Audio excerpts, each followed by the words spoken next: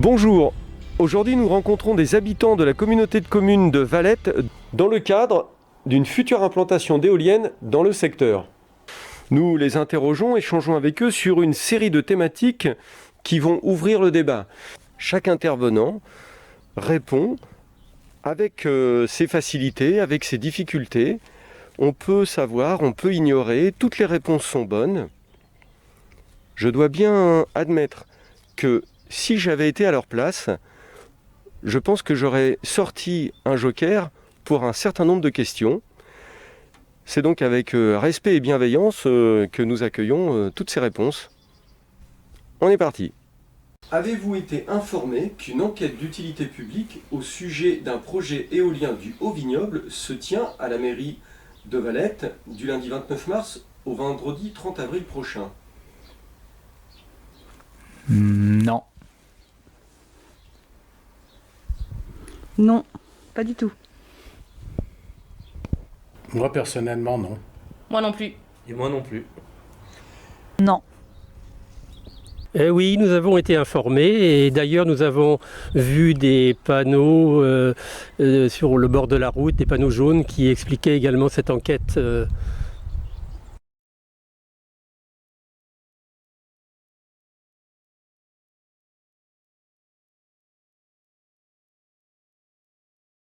Les personnes ignorent pour la plupart d'entre eux l'existence de cette enquête d'utilité publique. Un seul intervenant est au courant et pour cause, on verra sur les petites captures d'écran que j'insérerai plus tard, qu'il y a ce monsieur est riverain d'un site d'éoliennes et que sur le bord de la route, il y a des panneaux jaunes, je dirais format un peu plus grand qu'un format A3, qui sont plantés sur un talus, sur le bord de la route, là où en théorie les véhicules roulent à 80 km/h. Ou même à 50, il est impossible de lire quoi que ce soit. Néanmoins, la municipalité a respecté certainement la réglementation qui était d'indiquer sur le site, d'installation, d'indiquer par un panneau. Je pense que la mairie a certainement également indiqué, comment dire, peut-être par voie de presse locale, et certainement indiqué dans l'accueil de la mairie. Je pense que la mairie a fait très certainement la partie réglementaire de l'information. Il n'empêche que, a priori, une immense majorité des citoyens qui sont censés pouvoir se présenter sur cette enquête d'utilité publique ignorent son existence. Est-ce que c'est un phénomène sur lequel vous pouvez nous donner une indication? Est-ce que c'est quelque chose, vous avez signalé tout à l'heure que c'est En fait, par hasard que vous l'avez trouvé la dans un question de l'enquête supermarché? publique. Alors non, moi l'enquête publique, on l'a eu progressivement parce que, si vous voulez, moi j'ai appris l'existence du parc éolien dans une supérette, mais on était dans un système où il y avait ce qu'on appelle des zones de développement éolien. Donc là où moi j'ai réussi à empêcher le projet de parc éolien, c'est qu'avant d'avoir l'autorisation d'exploiter et l'ICPE, c'est-à-dire l'autorisation pour l'installation d'une installation classée, il fallait avoir un territoire de zone de développement éolien. Et moi, j'ai déjà empêché la zone de développement éolien. On a eu un peu de mal, puisque j'ai fait annuler la ZDE et on a gagné en tribunal administratif, on a gagné à la cour administrative d'appel. Le ministère de l'écologie a été condamné. La question de l'enquête publique, c'est une question très importante. Il faut préciser que, en fait, en France, on est soumis à la Convention d'Aarhus, une convention internationale, qui oblige toute décision politique ayant un impact environnemental à faire participer le public concerné par la décision. Participer le public. Ce n'est pas une consultation. Et la législation sur les enquêtes publiques dit qu'en fait, c'est un commissaire enquêteur qui vient écouter l'opinion de la population. Donc déjà, il y a un hiatus. C'est que normalement, en vertu des conventions internationales pour la démocratie participative environnementale, les citoyens devraient participer à la délibération, à la décision ayant un impact sur son environnement. Or, on a tronqué l'organisation de ces enquêtes publiques en disant c'est un commissaire enquêteur qui vient écouter les doléances et qui donnera son opinion, son avis. Ce commissaire enquêteur, il n'est pas expert, il ne s'y connaît pas en éolienne. Soit dit en passant, on a découvert des slides de formation des commissaires enquêteurs par les promoteurs éoliens. On sait aussi qu'en vertu du Code de l'environnement, eh bien, les commissaires enquêteurs sont payés par l'intermédiaire du président du tribunal administratif par le porteur de projet, ce qui fait qu'il y a forcément une liaison qui se crée entre le porteur de projet, le président du tribunal administratif et les promoteurs éoliens. Et donc, cette enquête publique, eh bien, c'est au cœur du dispositif, mais globalement, 97% des commissaires enquêteurs donnent des opinions favorables au projet, quel qu'il soit d'ailleurs, hein, éolien ou pas éolien. Et récemment, un commissaire enquêteur qui avait osé donner un avis défavorable s'est fait radier de la liste des commissaires enquêteurs.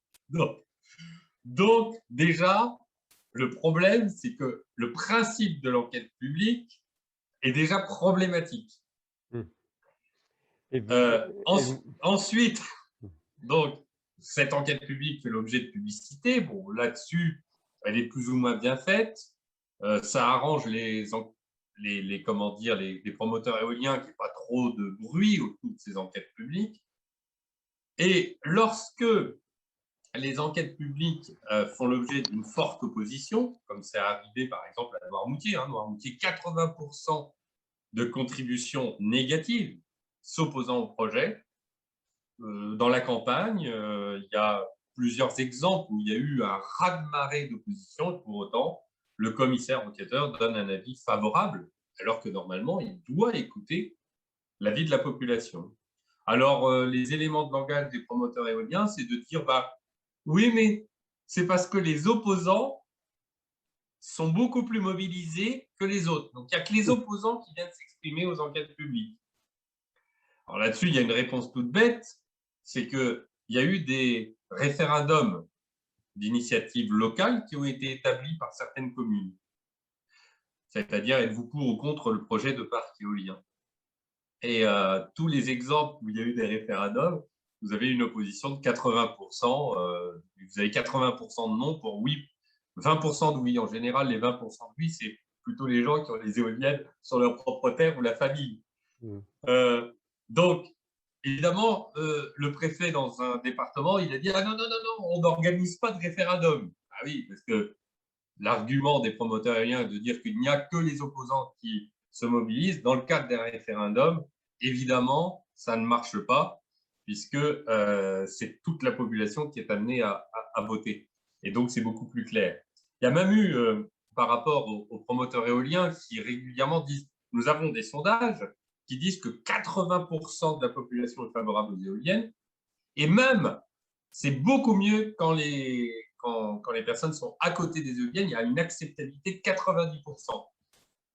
Alors, c'est intéressant parce qu'en Belgique, il y a eu le cas d'un parc éolien, un nouveau parc éolien par rapport à un parc éolien préexistant dans une commune. Et là, 90% de la population qui a participé à ce référendum, donc aussi à 90%, se sont opposés à cette nouvelle centrale éolienne. On voit bien que tout ça sont des éléments marketing. Et donc, même si il ne faut pas se faire d'illusions sur les enjeux de l'enquête publique, il reste cependant qu'il est très important de se mobiliser dans ces enquêtes publiques. Et j'en veux pour preuve un exemple tout récent. En Normandie, j'étais allé faire une conférence pendant une enquête publique. Le commissaire enquêteur était venu à l'enquête publique. Il avait même dit, parce qu'il trouvait que je ne parlais pas assez rapidement, il y avait d'autres camarades qui parlaient avant moi, il dit « Non, mais je veux entendre parce que vous voulez ». On lui avait remis mon livre et il a donné un avis défavorable. Et hier, nos camarades de Normandie ont eu la grande surprise d'avoir eu un arrêté préfectoral refusant la centrale éolienne. Donc, je suis assez content de voir que finalement, on peut quand même influencer à la fois le commissaire enquêteur et le préfet. Alors j'enchaîne. Avant de passer la seconde vidéo, sur une petite question, à quel moment est-ce qu'un référendum d'initiative locale peut être utile? Est-ce que c'est pas dans l'idéal bien en amont de l'enquête d'utilité publique? Nous, l'enquête d'utilité publique se termine le 31 mars. Le commissaire enquêteur va repartir vers la préfecture. Bon, allez, on va dire qu'on C'est trop ignore tard. que sera sa position. Là, ce serait purement symbolique, un référendum d'initiative locale. Alors, en fait, il faut savoir que les référendums concernant les centrales éoliennes doivent être organisés pour une décision relevant de la mairie. D'accord. Il ne peut pas y avoir de référendum pour la décision préfectorale. D'accord. Ah oui, d'accord. C'est-à-dire, par exemple, lorsqu'il y a une D'accord. étude de faisabilité et que la commune doit voter pour ou contre l'étude de faisabilité, la commune peut être amenée à organiser un référendum pour demander favorablement ou défavorablement au soutien de l'étude de faisabilité, parce que ça relève de ses D'accord. prérogatives.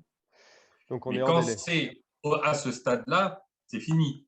On pourrait imaginer que la commune, comme elle a un avis à donner, pourrait organiser un référendum pour donner l'orientation de l'avis de la commune.